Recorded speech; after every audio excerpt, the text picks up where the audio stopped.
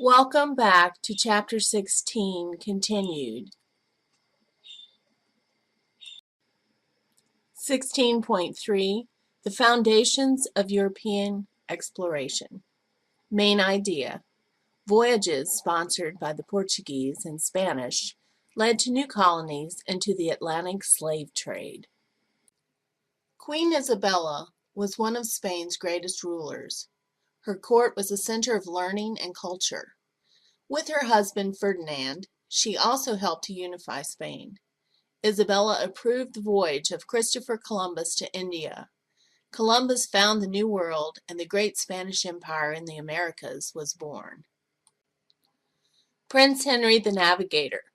Prince Henry's first goal was to find gold for Portugal. The Portuguese also hoped to find a way to the rich spice trade of the Indies and to spread the Christian faith.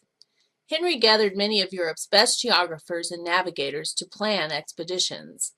By about 1420 or earlier, his navigators were exploring westward into the Atlantic, and by the 1430s, they were moving southward along the west coast of Africa. Henry's explorers claimed the Azores for Portugal. In Africa, they began to trade for slaves, gold, and ivory. Prince Henry the Navigator's success encouraged more voyages. In 1488, Bartholomew Diaz sailed around the Cape of Good Hope at the southern tip of Africa. Although Diaz had to turn back, he had found the route to the Indian Ocean.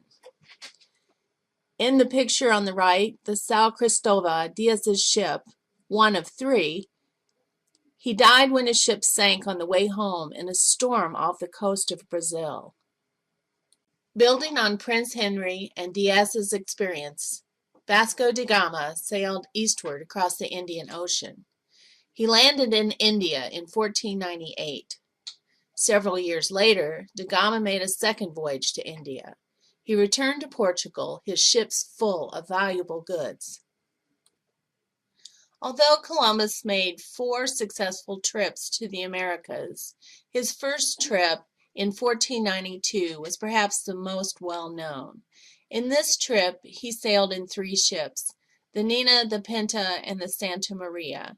And as you can see by the map included, he did not have a full understanding of what his voyage would entail. And in fact, even after 4 trips to the Americas, he still thought he was traveling to Asia. Consequences of discovery. Columbian exchange. Massive exchange of goods, plants, animals, and diseases that took place between the western and eastern hemispheres following Columbus's voyage. Amerigo Vespucci was an Italian navigator. Between 1497 and 1504, he crossed the Atlantic several times as part of Spanish and Portuguese expeditions. Unlike others, Vespucci did not think the land he saw was part of Asia. He called it a new world. A German mapmaker, impressed with Amerigo's argument, called the land America after Vespucci. Vespucci says, "Ha!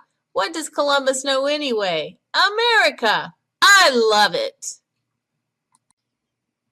I'm sexy and I know it. Ferdinand Magellen became convinced that he could reach the Spice Islands in East Asia by sailing west. The circumnavigation of the globe by his fleet was not only a great achievement of navigation and courage, it also proved to the people of Europe that the world was round. The amount of courage necessary to undertake a journey of such unknown magnitude cannot be underestimated. At this time, the information available had Magellan literally sailing off the edge of the world, through waters full of monsters, the likes of which could only be imagined, with 5 ships full of Spanish sailors who did not trust their Portuguese captain. And yet they prevailed and made it back to Spain. Unfortunately, most of the crew had perished along the way, and there were only 18 emaciated sailors left on the deck of the one ship that returned to port. In 1513, Vasco Núñez de Balboa of Spain made an overland crossing of the Isthmus of Panama. Reaching a vast ocean, he named it the South Sea and claimed it for Spain. Balboa's discovery made it clear that the New World was not part of Asia. During the Age of Exploration, many exotic goods were traded worldwide over both land and sea trading routes. Accessing and being able to trade more of these types of goods is what motivated countries to sponsor adventurous men to risk everything. The reward if they were successful in returning with such goods as porcelain and silk from China, cloves and nutmeg from the Moroccas, ginger from India, salt, gold, and ivory from Africa, pepper from India, cinnamon from Sri Lanka, and allspice from the Caribbean Isles would be worth untold riches as well as glory. And as you can see from the map, the several trading routes, both over land and sea, are labeled. You're familiar with the Silk Road, an overland route from Asia to the Mediterranean. The spice routes and Columbus's routes and the Portuguese trade routes were all new water routes that opened up during the Age of Exploration. And from earlier in the book, you will recall the salt and gold exchange that took place throughout Africa. Spain versus Portugal. The Treaty of Tordesillas, an agreement between Spain and Portugal that moved west the line, determining the land each country could claim in the Atlantic. During the late 1400s, Spain and Portugal, Europe's most active seagoing explorers, often claimed the same newly discovered lands. To settle these conflicts, Pope Alexander VI issued an edict in 1493. The Pope's edict drew an imaginary line from north to south through the middle of the Atlantic Ocean. Alexander gave Spain the rights to newly discovered lands west of the line. Portugal could claim discoveries east of the line. Neither country, however, could take lands already held or claimed by another Christian ruler. The Treaty of Tordesillas actually moved the line a little further west. This was important because now Portugal had the right to claim Brazil for their own. Portuguese expansion. Portugal had an aggressive colonization policy, and so Portugal was able to establish Portuguese colonies in Brazil, Sri Lanka, Goa, Malacca, and Moluccas, or otherwise known as the Spice Islands. The Portuguese Empire declined almost as rapidly as it had grown. War and shipwrecks took their toll on its small population and financial resources. Portugal fell under Spanish control from 1580 to 1640. It never fully recovered from this, and only the Portuguese colonies of Angola and Brazil survived. One of the unfortunate consequences of the Age of Exploration was the slave trade that resulted. Triangular trade system of trade involved 3 stages, one of which was the transatlantic slave trade. The Middle Passage was the second stage of the triangular trade system, which involved the shipping of slaves across the Atlantic to the Americas. Many times these slaves had to endure horrific conditions for many weeks to make this voyage, and many perished on the way. The following slide shows how the slaves might be packed into a ship to make the voyage.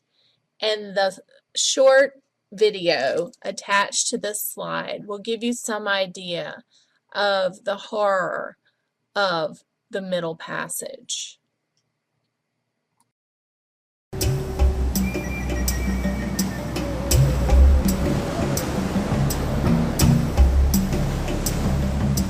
These ships were armed camps.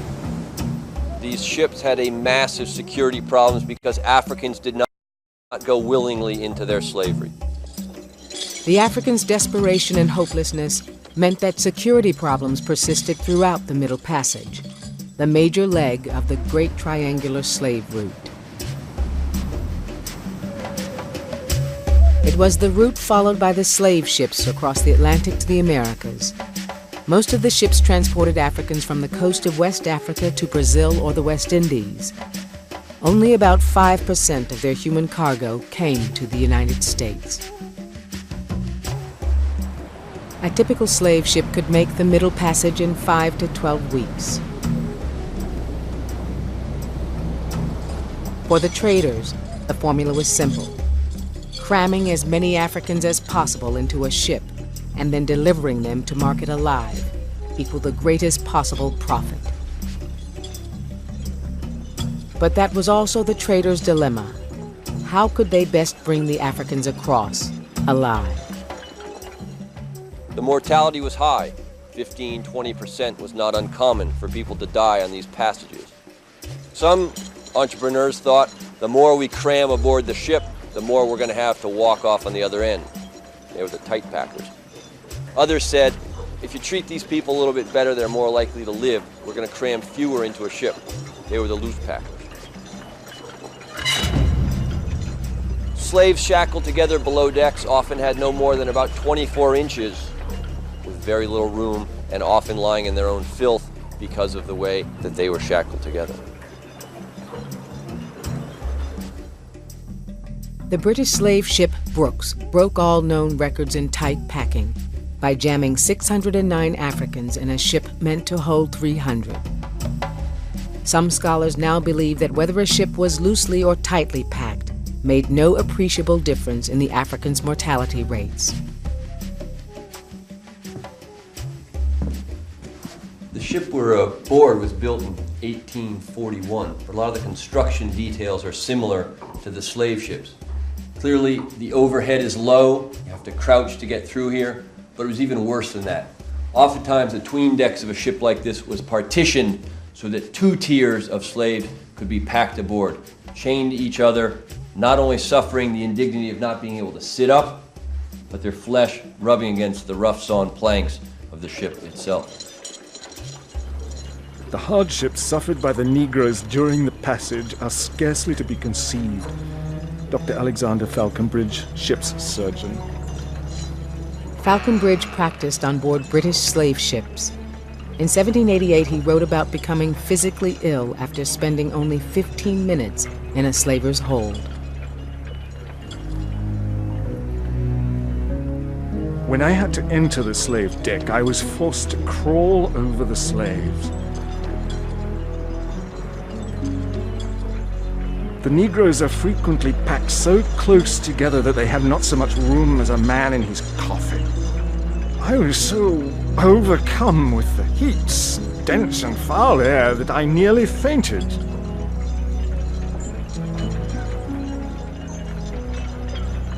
It was only with assistance I could get on deck. Hundreds of Africans were forced to use 3 or 4 large buckets as toilets. Our wretched situation was aggravated by the filth of the necessary tubs into which the children often fell and almost suffocated. O lauda equiano. The intense body heat created a thick, wet steam that hung in the air like fog. The stench often preceded them into port.